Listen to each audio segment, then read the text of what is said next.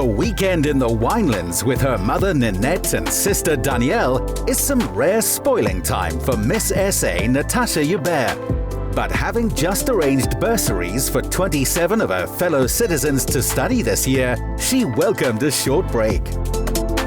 Hi, my name is Natasha and I am Miss South Africa 2023. So today we are here at Brookdale Wine Estate. I'm here with my family, my sister and my mother actually, which is really nice for a change. Family time is always number one to me. I am a family person at heart. Like, it fills my cup. It's where I feel like I can be completely myself. But when it comes to rest, what is rest? So that's pretty much the question. I have been having such a busy schedule the last few months that rest really isn't the priority because I know I have this 1 year. It's difficult being Miss South Africa, so to be here really does force me to be in a space where I can switch off, not be on my phone and just, really take it in and try and rest. So to be here with my mother and my sister, it's really my best friends. When I look at my mother, we have a business together, which I started when I was 19. And then when it comes to my sister, throughout both my Miss South Africa journeys, she has been the person literally next to me whenever there's something I want to be done or I need help and I don't have the time. She's always the person I can dial up and say, I really need help. Growing up, that was really the two women I've looked up to ever since I was a little girl. So being here with them and spending this time with them and making the memories with them is something I will treasure, especially in my reign. I was like taking my mother and sister to work day.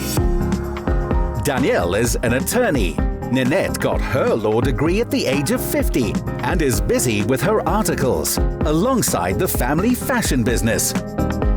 We started the business when Natasha was still at high school. She did some pageants and I started making clothes for her, and at one stage we decided to take it forward, and when Natasha was 19 years old she registered Natalia Jeffries, and when we started working on that, we make wedding dresses, we make evening dresses, day wear, and it's like really a big journey and totally enjoy it. We as a family are extremely proud of her. When all of this happened, I know in my heart she worked so hard for it. And to actually watch her to achieve her dreams, that really makes me proud as a mom to see that, when you work for something, you actually get it. For me, my sister is the most resilient person that you will ever meet. She has the most grit and gut that I've ever experienced from a person, and just the most wholesome person that you will meet. I think after my dad's passing, the family dynamic just became so close that we just naturally formed a friendship between all of the members of the family, and just supported each other, encouraged each other. We never said big dreams are too big, and just be there. If Natasha's father was still here, you would be extremely proud of her. Een ding wat papa sal sê is, Tash, jou eyster. It was a source of pride for the estate to welcome these formidable women and give them the freedom of the winelands. Brookdale was purchased by the Rudd family, a family that's very passionate about South Africa. Tim Rudd in particular, the son, has always wanted to have a wine farm. He has amazing knowledge on wine, and in 2015 December he purchased this beautiful farm. It's a 67-hectare property, of which about 29-30 hectares are under vines, making beautiful wine with our winemaker Kiara Farmer Scott. When we walked through the vineyard, it was amazing to actually see how these plants can actually just grow in the sun. It just goes on growing, it gives fruit. And then when we went to the wine cellar, the process that it takes to actually make the wine and how fine you need to make sure that this process is followed to actually achieve the end result, I think that's fantastic. You really should know what you're doing before you can actually do this.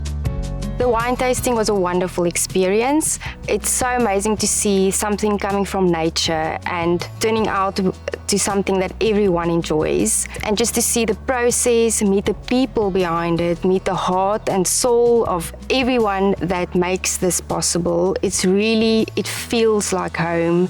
It has heart to it. You're so comfortable around the people. And obviously the wine tasting was just a bonus on this amazing experience. An added bonus was an invite to join Chef Gary Coetzee as he prepared a breakfast of the finest produce from the Pearl Valley. I spent a lot of time with my Oma. She was a phenomenal cook, and I think some of my earliest childhood memories of the kitchen. I then went and did an in-service training, so I learned in the School of Hard Knocks. From there, I thought I was a little big for my boots and went to try to run a restaurant. And yes, now I'm here working for the Rhodes on this beautiful wine estate, learning a lot, enjoying it. Yes, set up the manor house, and now busy in the bistro. Good morning. Morning, Natasha. How are you doing? I'm excited. We start with the continental breakfast, so I thought we'd prepare some fruit. We've already done the croissants and the muffins, unfortunately. Freshly baked? Freshly baked. I can smell it. So are we cutting up all of these? Are they fresh out of the garden? Yes, they are. Of course they are. Of course they are. I heard everything here is organic, freshly baked, self-made. Yep. 5 tips that you would give me in the kitchen. 5. 5. So one thing that I find, so my daughters enjoy cooking, believe it or not. I very often find that they don't read the complete recipe, which obviously it creates a little bit of an issue. For Dad. Well, for Dad, yeah, if you don't get all the ingredients or you're missing a piece of equipment. Another tip, so what we call mise en place or preparation. Okay. Always key, the better prepared you are, the easier it is to cook. Another, I would say, sharp knives are essential. Always wash your hands. And then also I assume to keep your space clean. Yes, to as you can see. just clean up and... Correct. Love that.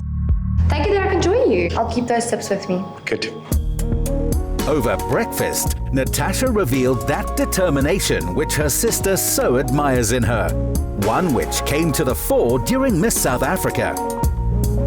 So I entered for the first time in 2020 and I was actually the youngest in the top 10. And I know people always say, age is just a number. It really doesn't have anything to do with your age. But obviously knowing what I know now, being 26 years old, it really did contribute to emotional intelligence, because when I entered the first time, we sat down and we had to do these documentaries and they said, I'm just going to brief you. It's about your childhood growing up. And I'm like, okay, cool. And it was the day after my father's 7-year anniversary. And I sat down and I'm like, okay, so I have a brother and a sister. And when it got to my father, I could not stop crying. And eventually I just knew walking out of Miss SA that there was a lot of trauma and a lot of things I had to work through. But I went to Miss Universe in 2021 shortly after.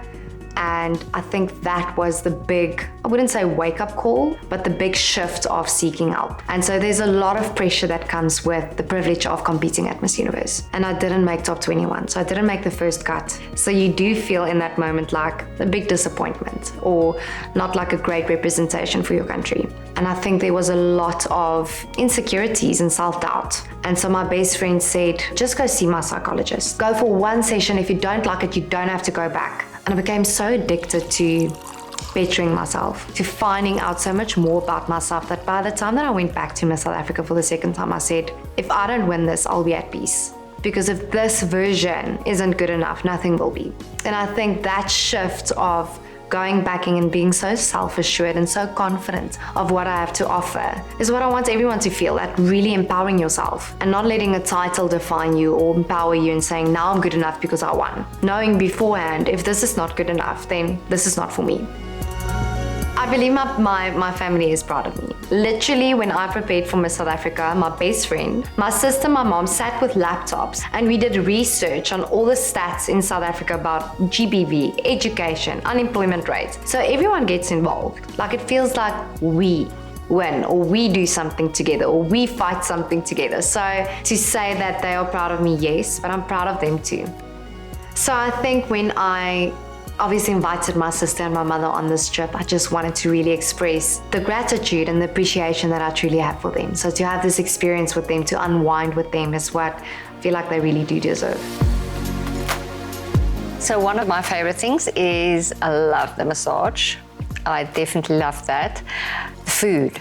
Oh my word. I cannot stop eating.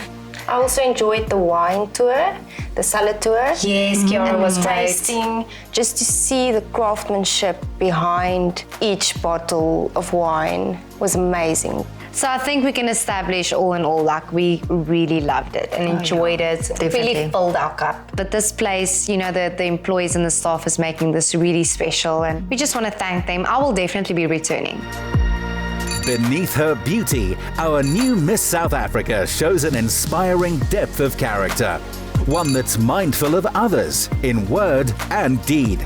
Her reign is sure to be a worthy one.